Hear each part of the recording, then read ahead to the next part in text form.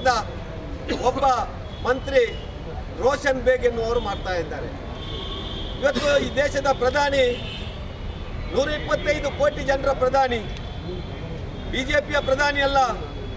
ಇವತ್ತು ಜಗತ್ತಿನಾದ್ಯಂತ ಈ ದೇಶವನ್ನು ಜಗದ್ಗುರು ಮಾಡಬೇಕು ಅಂತೇಳಿ ಹೊರಟಂಥ ಒಬ್ಬ ದೇಶಭಕ್ತ ಪ್ರಧಾನಿಯ ಬಗ್ಗೆ ಬಹುಶಃ ಒಬ್ಬ ನಪುಂಸಕನ ರೀತಿಯಲ್ಲಿ ಬಹುಶಃ ಕರ್ನಾಟಕದಲ್ಲಿ ಏನು ಹೇಳಿದರೂ ನಡೆಯುತ್ತದೆ ಎನ್ನುವಂಥ ಒಂದು ಮನೋಭಾವನೆಯಲ್ಲಿ ಆ ರೋಷನ್ ಬೇಗ್ ಎನ್ನುವಂಥ ಒಬ್ಬ ಹೊಲಸುಬಾಯಿಯ ಬಹುಶಃ ಆ ಒಂದು ಸ್ಲಮ್ಮಿನ ಮಾತುಗಳನ್ನು ಆಡುವಂಥ ರೋಷನ್ ಬೇಗಿಂದಾಗಿ ಇವತ್ತು ಕರ್ನಾಟಕದ ಜನತೆ ತಲೆದಗ್ಗಿಸುವಂಥ ಸಂಗತಿಯಾಗಿದೆ.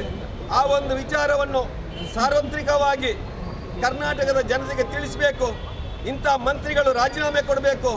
ಅವರು ರಾಜೀನಾಮೆ ಕೊಡದೇ ಇದ್ದರೆ ಆ ಮುಖ್ಯಮಂತ್ರಿಗಳು ಅವರನ್ನು ಕ್ಯಾಬಿನೆಟ್ನಿಂದ ವಜಾ ಮಾಡಬೇಕೆನ್ನುವಂಥ ದಿಸೆಯಲ್ಲಿ ಕರ್ನಾಟಕದಾದ್ಯಂತ ಇವತ್ತು ಬೇರೆ ಬೇರೆ ಸಂಘಟನೆಗಳು, ಭಾರತೀಯ ಜನತಾ ಪಾರ್ಟಿ ಮಾತ್ರ ಅಲ್ಲ, ಒಂದಷ್ಟು ಬೇರೆ ಬೇರೆ ವಿಚಾರವಾದಿಗಳು ಕೂಡ ಈ ಒಂದು ಸಂಗತಿಯನ್ನು ಪ್ರತಿಭಟಿಸುವಂಥ ಮುಖಾಂತರ ಇವತ್ತು ದೇಶದ ಜನತೆಗೆ ಈ ಒಂದು ಮಂತ್ರಿಯ ಆ ಒಂದು ವಿಚಾರವನ್ನು ತಿಳಿಸುವಂಥ ಸಂಗತಿಯನ್ನು ಮಾಡಿದ್ದಾರೆ.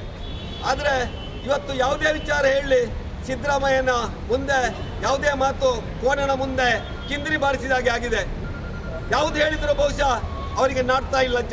ದಪ್ಪ ಚರ್ಮದ ಆ ಒಂದು ಸಿದ್ದರಾಮಯ್ಯ ಮತ್ತು ಅವರ ಕ್ಯಾಬಿನೆಟ್ ಬಹುಶಃ ಮುಂದಿನ ದಿನಗಳಲ್ಲಿ ಆ ದಪ್ಪ ಚರ್ಮದ ಕ್ಯಾಬಿನೆಟ್ ಸಚಿವರಿಗೆ ಬಹುಶಃ ಕೋರಣ ಮುಂದೆ ಕಿಂದಿರಿ ಬಾರಿಸಿದ್ದಲ್ಲ, ಬೆತ್ತ ಹಿಡ್ಕೊಂಡು ಅವರಿಗೆ ಸವಾರಿ ಮಾಡುವಂಥ ಸಂಗತಿಯನ್ನು ಇವತ್ತು ಭಾರತೀಯ ಜನತಾ ಪಾರ್ಟಿ ಮಾಡಬೇಕು ಅಂತೇಳಿ ತೀರ್ಮಾನ ಮಾಡಿದೆ.